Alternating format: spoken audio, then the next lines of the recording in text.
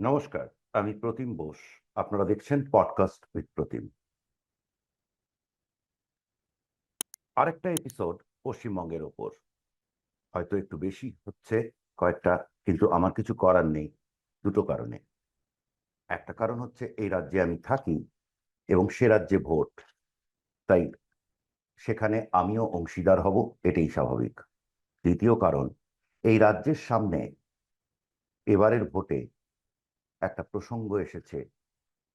আগে রাজ্য, অর্থাৎ আগে মানুষ, তার জীবন, নাকি আগে রাজনীতি।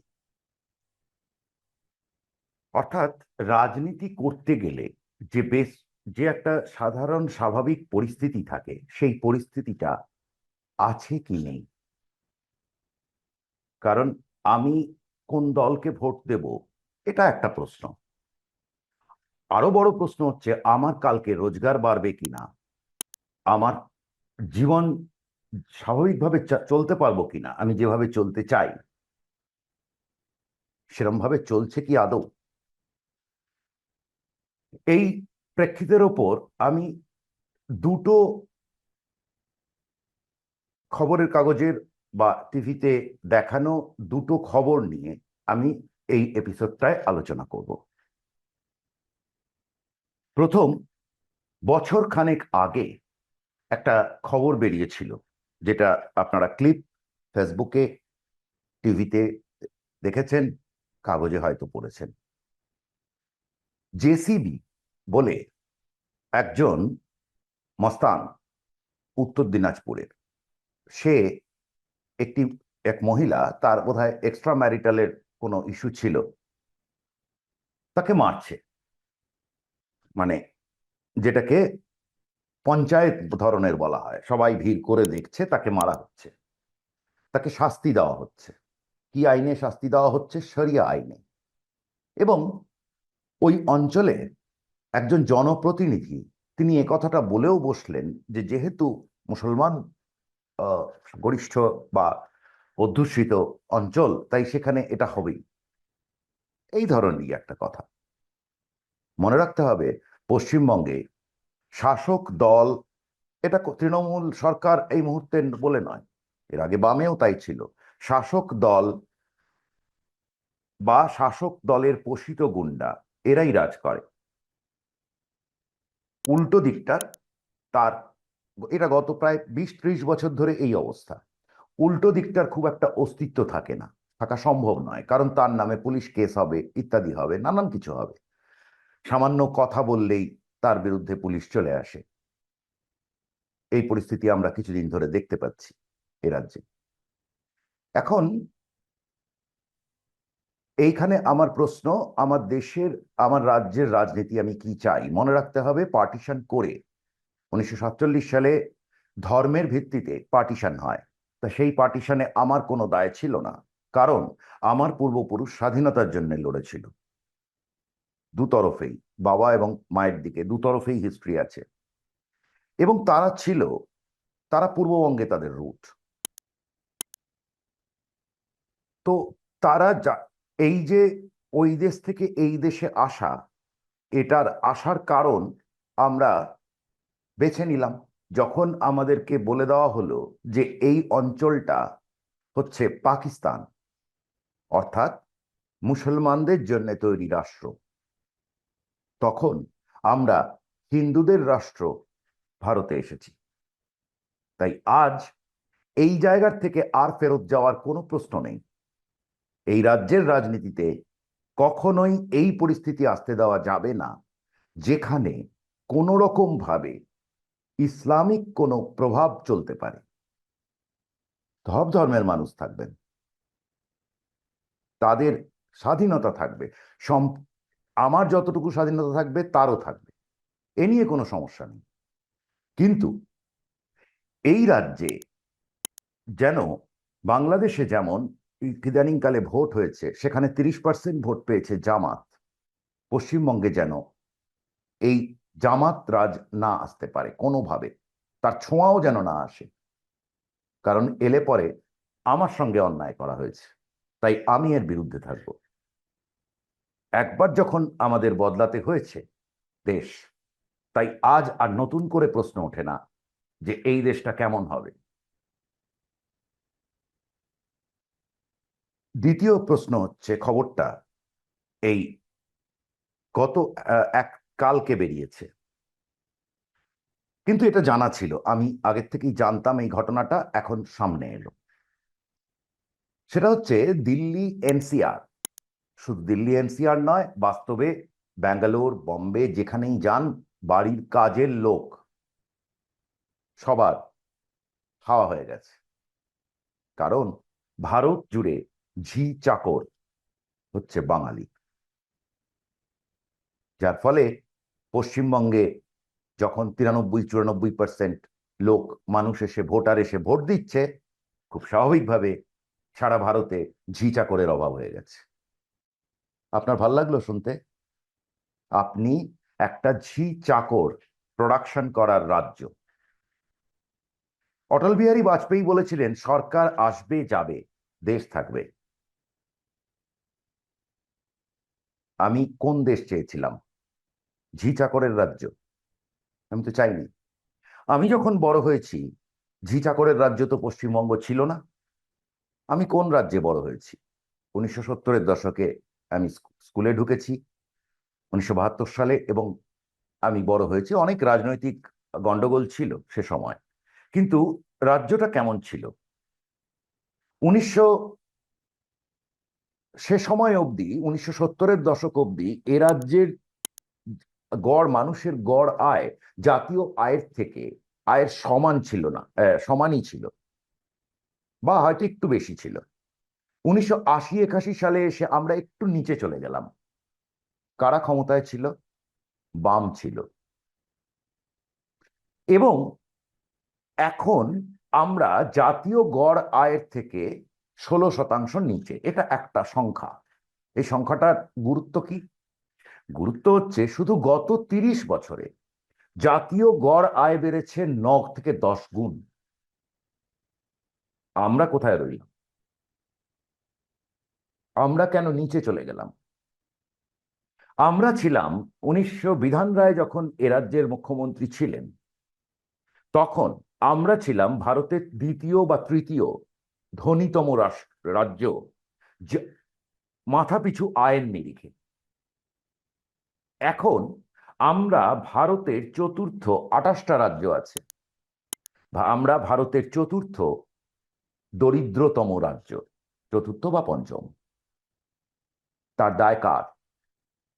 এ রাজ্যে রাজনীতি কি সত্যি কিছু আমাদের দিয়েছে? যে রাজনীতি এতদিন চলেছে, গত 50 বছর ধরে, 60 বছর ধরে যে রাজনীতি চলছে, সেই রাজনীতি আমাদের কি দিল?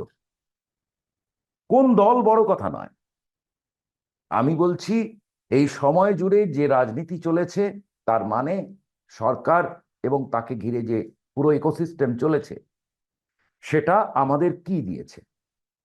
দলের নাম XYZ, যা খুশি হতে পারে, কিন্তু দিল কি? কি দিল আপনাদের বলি। আমার বন্ধু বান্ধব প্রচুর দেশ জুড়ে। আমার বন্ধুদের ফার্ম আছে, রাজস্থানে আছে, গুজরাটে আছে, কর্ণাটকে আছে, কেরালাতে আছে। গড় দৈনিক রোজ হচ্ছে 700 থেকে 900 টাকা এসব জায়গায়, যে চাষের কাজে। পশ্চিমবঙ্গের গড় আপনি কত জানেন? দক্ষিণবঙ্গে হচ্ছে 250 টাকা ছেলেদের, 200 টাকা মেয়েদের। উত্তরবঙ্গে 150 টাকা ছেলেদের, 100-120 টাকা মেয়েদের। তার মানে ভারতে চাষের মজুরির গড় আয়ের থেকে, ভারতের যেগুলো গুজরাট, রাজস্থান, পাঞ্জাব, পাশে আপনার অন্যান্য অঞ্চল জুড়ে, পশ্চিম এবং দক্ষিণ ভারত জুড়ে যে এত যে রাজ্য, সেখানে যে গড় রোজগার করার পসিবিলিটি, সেটা এ রাজ্যের থেকে 4 গুণ বেশি। এটা আমরা অনেক কিছুতে দেখতে পাই। পশ্চিমবঙ্গে একজন সাংবাদিকের মাইনে দিল্লির সাংবাদিকের মাইনের ধরুন প্রায় 1/3, কি খুব বেশি হলে 40-50%, হাফ, তার বেশি নয়। আপনি সরকারি ক্ষেত্র দিয়ে তো আলোচনা হয় না, সরকারি ক্ষেত্র একটা আলাদা, তারা প্রিভিলেজড, কিন্তু তাদের মাইনেও কম থাকে বেসরকারি ক্ষেত্রের থেকে। বেসরকারি ক্ষেত্রের কি অবস্থা পশ্চিমবঙ্গ এবং অন্য রাজ্যে? আপনি দেখুন রাজ্যের পতনের যে ধারা, কি অদ্ভুত ধারা। পশ্চিমবঙ্গ থেকে আমি পেশাগতভাবে, যেটাকে বলে বাই ট্রেনিং, আমি একজন ফাইন্যান্সিয়াল জার্নালিস্ট। পশ্চিমবঙ্গ থেকে ভারতের ফাইন্যান্সিয়াল জার্নালিজমের উৎপত্তি স্থল পশ্চিমবঙ্গ, কলকাতা। এবং সারা জীবন আমি দেখে এসেছি, আমি যখন পেশায় আসি 92 সালে, কলকাতার সমস্ত ফাইন্যান্সিয়াল কাগজের বা এজেন্সির তাদের কলকাতায় কিন্তু তাদের বিরাট বিরাট অফিস থাকতো। আজকে সারা কলকাতায় বা পশ্চিমবঙ্গে, কলকাতাই পশ্চিমবঙ্গ এক্ষেত্রে, আপনি 10 জন ফাইন্যান্সিয়াল জার্নালিস্ট বার করে উঠতে পারবেন না যারা চাকরি করছে। তার মানে কি দাঁড়ালো? আগে ছিল প্রায় 150, বেশি দিন আগে নয়, 20 বছর আগে 150, সেখান থেকে 10ও নেই। কেন? তার কারণ এ রাজ্যে ব্যবসা বাণিজ্য নেই। তাহলে এরকম হলো কেন? তো ব্যবসা বাণিজ্য যদি না থাকে তাহলে পরে মানুষ রোজগারটা করবে কিসে? রোজগার নেই তো। তারা তো ট্রেনে ভরে ভরে সারা দেশ যায় কাজ করতে। আপনি কি ভাবেন যে বাঙালি এখন সারা পৃথিবীতে সব শিক্ষিত মানুষ বাঙালি করে? একটা আমাদের ছোটবেলায় আমরা বলতাম বাঙালি নাকি নাসা চালায়, সত্যিই চালাতো সে সময়। এই মুহূর্তে আমেরিকার মোটে 4% আমেরিকান ইন্ডিয়ান হচ্ছে বাঙালি, ইউপি সমান। আর যদি আপনি 7-8টা রাজ্য দক্ষিণ এবং পশ্চিমের নেন, পাঞ্জাব, গুজরাট, কর্ণাটক, তামিলনাড়ু, কেরালা ইত্যাদি, আপনি দেখবেন এইখান থেকে আসছে 75% ইন্ডিয়ান আমেরিকানস। আমাদের পশ্চিমবঙ্গের ধসে যাওয়ার রূপরেখাটা কেমন? 1988 সালে 30টা শেয়ারের যে সেন্সেক্স ছিল, তার 25টা শেয়ার, সেন্সেক্স নিশ্চয়ই আপনারা বোঝেন, যেটা স্টক মার্কেটের বেঞ্চমার্ক ইন্ডেক্স, তার 25টার হেড অফিস ছিল কলকাতায়। যদিও ততদিনে কোম্পানিগুলো কর্পোরেট অফিস অনেক শিফট করতে শুরু করে দিয়েছে, কিন্তু হেড অফিসটা ছিল। এখন ভারতে সেন্সেক্স স্ক্রিপের ভেতর কলকাতা থেকে আমি যতদূর জানি একটা বা দুটো, একটা হচ্ছে আইটিসির এখানে হেড অফিস বলে আমরা বলছি, কিন্তু তার কর্পোরেট, কিন্তু তার লোকজন থাকে দিল্লি, বম্বে ইত্যাদিতে। কলকাতায় খুবই কম লোক, তবুও ঠিক আছে, আছে। আর একটা কিছুদিনের জন্য ঢুকেছিল, এই মুহূর্তে আছে কিনা আমি ঠিক শিওর নই, কোল ইন্ডিয়া। অথচ কলকাতা ঠিক কি ছিল? কলকাতা 1960-এর দশকে কলকাতা ছিল ভারতবর্ষের কেমিক্যাল হাব, সব কেমিক্যাল ইন্ডাস্ট্রি এখানকার। আচার্য প্রফুল্লচন্দ্র রায় নাম শুনেছেন আপনারা? উনি তো কেমিক্যাল ইন্ডাস্ট্রির একজন পথিকৃৎ।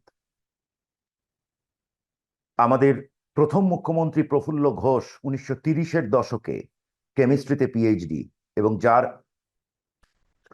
গবেষণাকে মাদাম কুরিও অ্যাপ্রিসিয়েট করেছিলেন। উনি রাজনীতির কারণে সেটাকে নিয়ে আর এগোননি। সেই রাজ্যে 1960-এর দশকে আমাদের পশ্চিমবঙ্গ ছিল ভারতের কমার্শিয়াল ক্যাপিটাল। শেল কোম্পানির নাম আপনারা শুনে থাকতেও পারেন, যেটা এখন ভারত পেট্রোলিয়াম হয়েছে। এটা বিদেশি কোম্পানি ছিল। তার পুরো সাউথ এশিয়া, মানে দক্ষিণ দক্ষিণ পূর্ব এশিয়া সবকিছুর হেডকোয়ার্টার ছিল কলকাতায় বিধান রায়ের সময়। বিধান রায় হয়তো একটু বেশি দূর হয়ে যাচ্ছে, আমি আপনাদের 1992 সালে আবার নিয়ে যাই।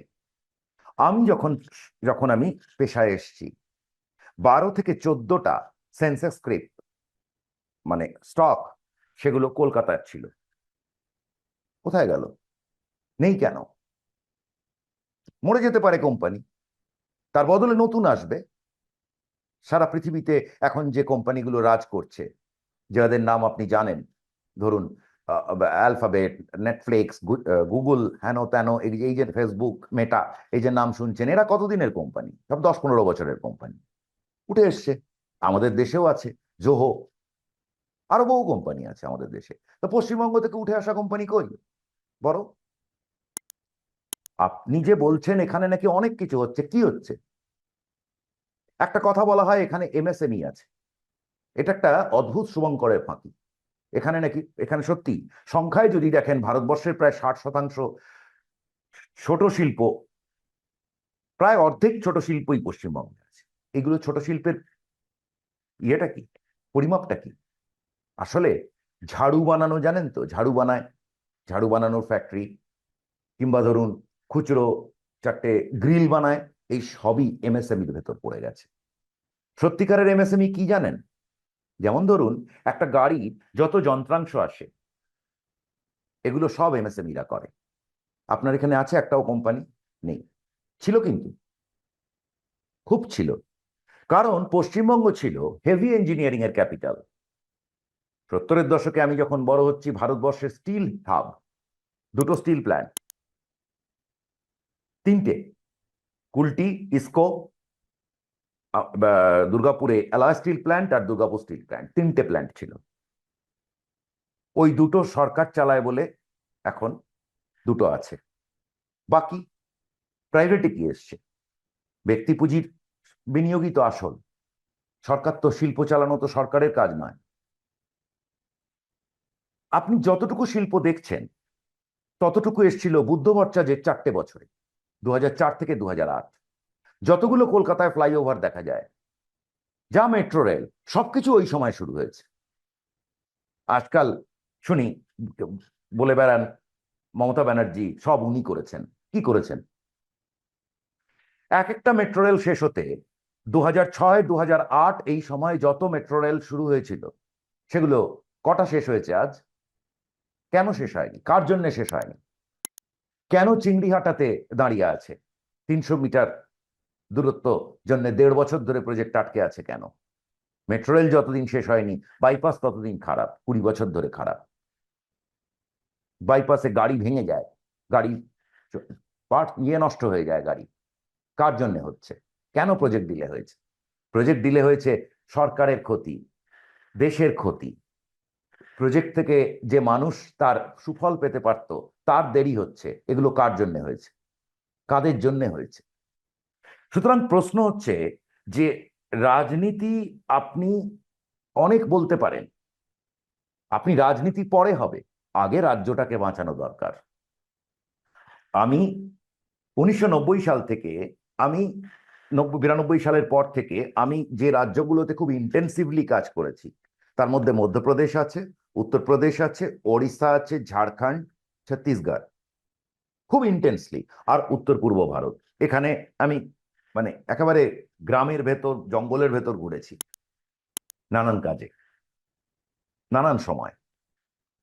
উড়িষ্যা, এই 98 সাল ধরুন, ভুবনেশ্বর সন্ধ্যে 7টার সময় ঘুমিয়ে পড়তো। রিক্সা বাহন ছিল, কিছুই ছিল না। এখন Bhubaneswar IT capital, Bhubaneswar education hub. Kolkata থেকে কত লোক উড়িষ্যাতে চাকরি করতে যায় জানেন? মজদুরও যায়।